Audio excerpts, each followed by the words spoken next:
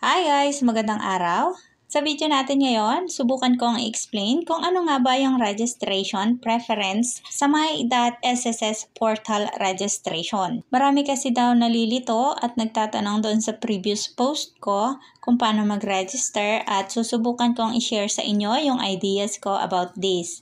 So let's start!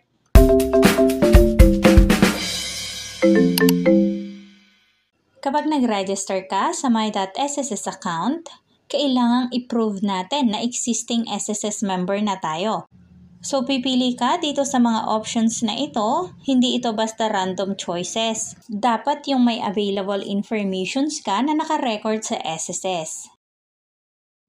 Para dito sa transaction number and personal record form, ito ang best option sa mga new member ng SSS. Kasi dito, makukuha mo ang transactions number doon sa email na sinend mismo ng SSS right after nyo mag-submit ng online registration.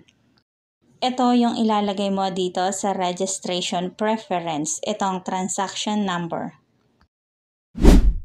At para naman dito sa savings account number option, ito naman ay para dun sa mga nakapag-open ng SSS bank account for benefits like SSS cash card, quick card, o kaya yung SSS UMID ATM pay card. Makikita mo ang savings account number sa harap or sa likod ng card, depende ito sa bangko. Piliin mo itong savings account number kung dati ka nang nakapag-submit sa SSS para sa benefits or loan disbursement. Dapat ang bank account ay recorded sa SSS system. Kung wala kang account na recorded sa SSS, subukan mo ang ibang option. Ang option naman na ito ay para naman sa may mga UMID card. Pero ang hinihingi nila dito ay PIN code. Before kasi, may UMID card silang inilunsad na kailangan ng PIN code at kailangan mo lang din itong i-activate doon mismo sa kanilang SSS branch sa kanilang kiosk.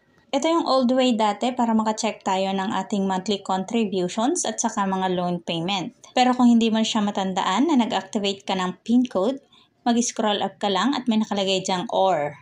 At dyan, i-fill out mo na lang ang iyong mother's maiden name. Kailangan ay same ito doon sa application mo nung nag-request ka ng UMID card. Ang point dito is nagamit natin yung record natin ng UMID card application sa SSS. At para sa option na ito, ang employer or household ID number, ang option na ito ay para sa mga nagtatrabaho o employed o kaya sa mga kasambahay na binabayaran ng kanilang monthly SSS contribution.